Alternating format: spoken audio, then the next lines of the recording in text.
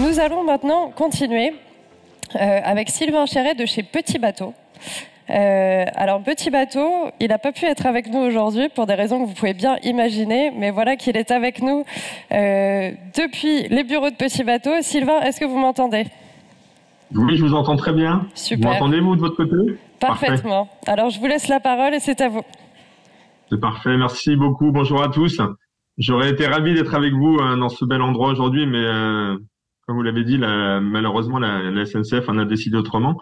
Mais la technique est venue à notre secours et je suis très content de pouvoir vous partager aujourd'hui une expérience de transformation d'entreprise, notamment autour de la supply chain, puisque depuis 3 ans chez Petit Bateau, on a mis en place une véritable transformation d'entreprise pour changer notre modèle. On a fait le constat en 2019, donc c'était quelques mois avant tout ce qui s'est passé par la suite.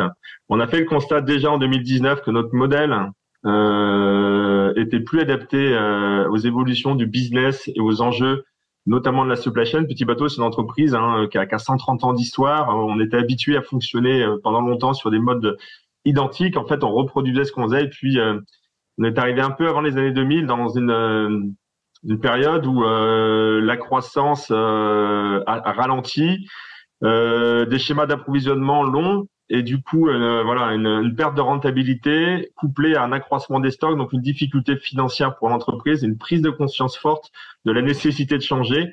Et on nous a demandé à la supply chain de travailler sur un modèle beaucoup plus résilient, qui permette à l'entreprise d'être beaucoup plus prête et à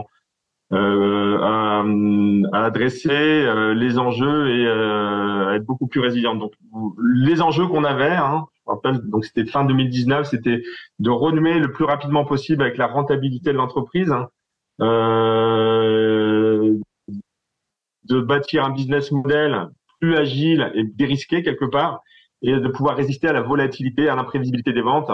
On a vu que la suite nous a donné raison là-dessus. Malheureusement, l'avenir, avec tout ce qu'on a traversé, notamment sur le Covid et les crises suivantes, nous ont donné raison. Et on avait un 4e enjeu, c'était de s'inscrire bien évidemment dans cette démarche de co-responsabilité. On fait partie du groupe Livre Rocher, donc qui est une entreprise à mission. On est extrêmement sensible à ces problématiques de développement et de réduction de notre empreinte carbone. Renouer avec la rentabilité, ça veut dire en gros réduire la pression de nos stocks en produisant davantage ce que les clients en souhaitent. Bâtir un business model agile et dérisqué, ça veut dire produire au plus juste, produire plus tard et plus rapidement. Résister à la volatilité, à l'imprévisibilité, c'est développer une stratégie globale, résistante, proactive, de l'approvisionnement de nos produits jusqu'au client. Et éco-responsable, c'est évidemment en limitant la surconsommation. L'industrie textile, c'est une industrie qui est extrêmement polluante, et on travaille vraiment à tous les niveaux pour produire moins, pour produire mieux et pour produire de manière beaucoup plus éco-responsable. Donc dans ce cadre-là, on avait un atout merveilleux chez Petit Bateau, c'est qu'on est une des dernières marques en France qui possède son outil de production, puisqu'on produit l'ensemble de nos matières et de nos produits dans nos sites de confection en France et sur le bassin méditerranéen avec des usines partenaires ou en propre sur le Maroc et la Tunisie. Donc on avait une chance incroyable, on avait de l'or entre les mains en fait et on va dire une belle carte à jouer pour inverser notre modèle et faire en sorte d'être complètement dans l'air du temps et prêt à relever l'ensemble des défis qui étaient devant nous. Donc vous voyez que ce qui est intéressant, c'est que on a mis vraiment la supply chain au cœur de ces stratégies de retournement ou de changement de modèle de l'entreprise. Comment on a procédé en fait? C'était un vrai changement. La première étape, ça a été d'aligner l'ensemble des directions de l'entreprise, convaincre la direction commerce qu'on allait changer notre modèle, qu'on allait arrêter de produire tout 100% des collections à l'avance et qu'on allait pousser un peu, comme on avait l'habitude de le faire, les marchandises en magasin pour essayer de les vendre et les reprendre les solder et les reprendre en fin de saison. Donc, il a fallu convaincre les directions commerce et marketing de cette approche et sont bien fondées. Il a fallu embarquer, ça peut-être été le plus gros morceau, embarquer l'ensemble des équipes. Je parlais de site de prod, hein, c'est des centaines, voire des milliers de personnes chez Petit Bateau sur la production. Embarquer l'ensemble de nos équipes pour les faire adhérer à ce changement de modèle. Donc, conduire le changement. Très très important, et puis avec un enjeu de prouver en fait la viabilité et la rentabilité de notre modèle à la direction financière, puisqu'effectivement on a un changement de modèle pour forcément améliorer les ratios de gestion. Donc ça a été c'était le point de départ et la décomposition des étapes.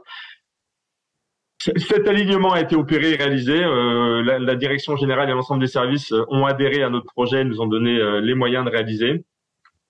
Après, il a fallu écrire une feuille de route et une trajectoire pour déployer notre plan d'action de manière graduelle. Hein. On est début 2000, on est globalement dans un schéma où on produit 100% de nos collections avant le démarrage de la saison et on vise à terme d'aller produire pratiquement la moitié, 40% à la cible en 2025 en cours de saison. Donc ça a nécessité des aménagements très très importants, mettre en place des nouvelles organisations, mettre en place des programmes matières. Hein. On fabrique nos matières, mais mettre en place toute cette logistique et être capable de changer nos modèles et en intégrant le digital dedans, on a eu un parti pris très fort chez Petit Bateau puisqu'on a la chance d'avoir les produits qui arrivent assez tôt sur nos sites de préparation. On a pris une décision très forte, c'est-à-dire chaque produit qui arrive en stock chez Petit Bateau, même si sa commercialisation est prévue dans quelques semaines, voire dans quelques mois, on a mis un parti pris très fort, c'est-à-dire on les met en ligne tout de suite.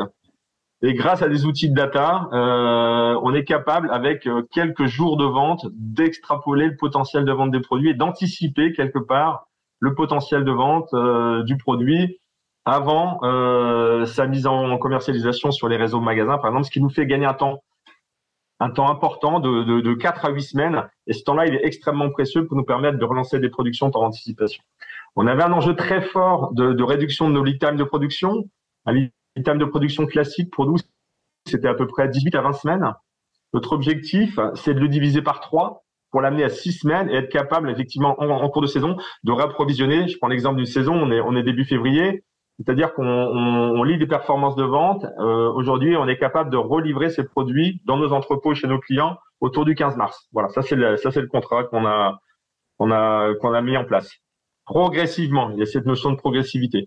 Et puis après, la troisième étape, ça va être de se rechallenger pour pouvoir aller encore plus vite et de se dire, on a une usine, on a la chance d'avoir encore sur 3 une usine de confection.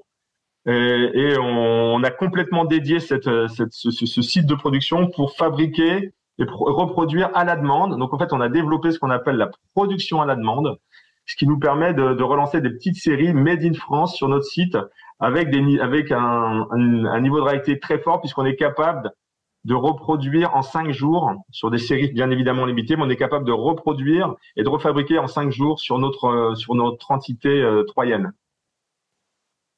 Ça a été possible, évidemment, avec un alignement, j'en ai parlé, mais aussi des investissements. Hein. On a consenti des investissements, notamment sur du numérique.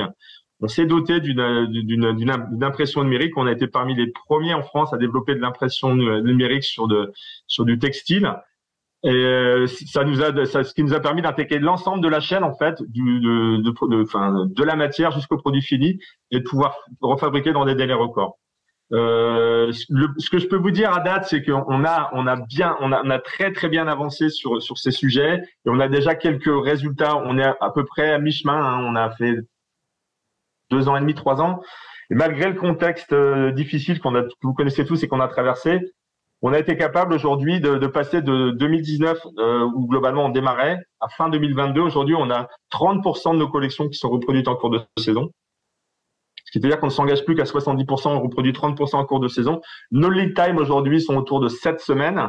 Donc, on est passé de 18 semaines à 7 semaines. On a fait un gros gap. Il nous reste encore une semaine à les gagner, une à 2 semaines. Elles sont un peu plus difficiles à les gagner. Et sur les KPI de gestion, le fait de pouvoir effectivement ajuster nos engagements, nos achats, finalement les produits qu'on fabrique pour nos clients, ça nous a permis de diminuer de 30% nos stocks résiduels.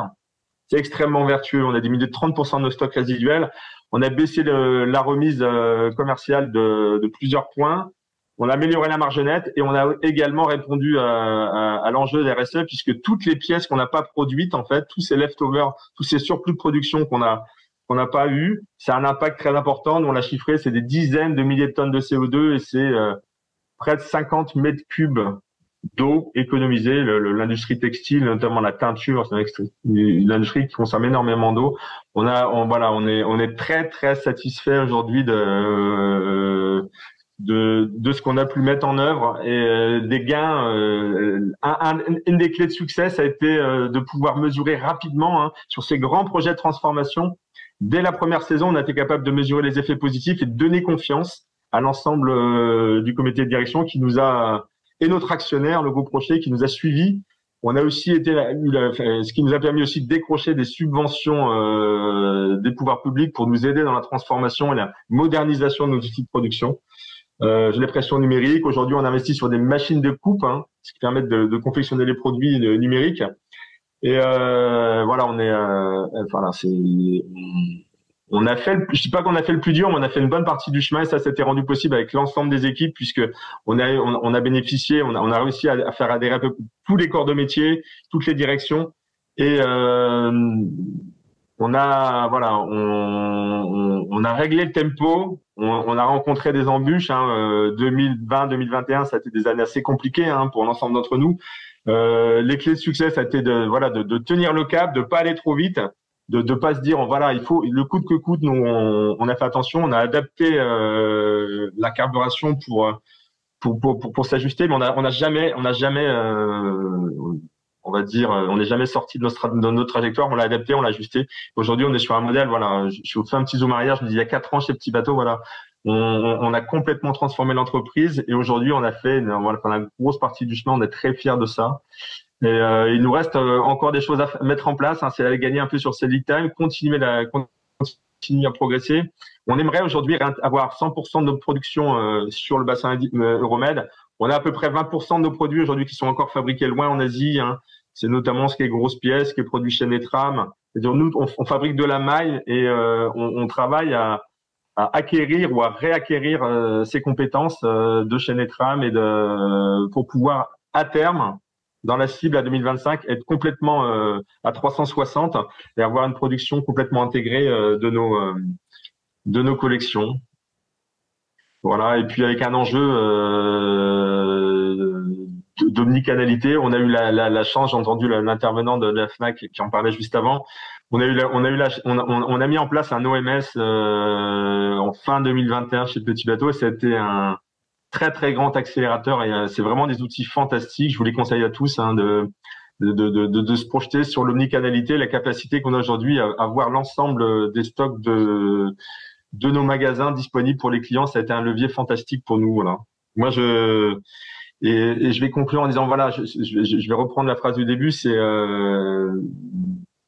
la supply chain a été pas le bras armé, mais en tout cas l'élément moteur de cette transformation de Petit Bateau. Donc c'est avec beaucoup de fierté que j'étais content de partager ça aujourd'hui avec vous et avec c'est le fruit d'un travail collectif. Et j'associe bien évidemment toutes mes équipes à ce succès. Voilà ce que je voulais partager avec une grande fierté avec vous aujourd'hui. Merci de votre écoute. Merci beaucoup Sylvain de cet échange. Voilà, on vous applaudit dans la salle.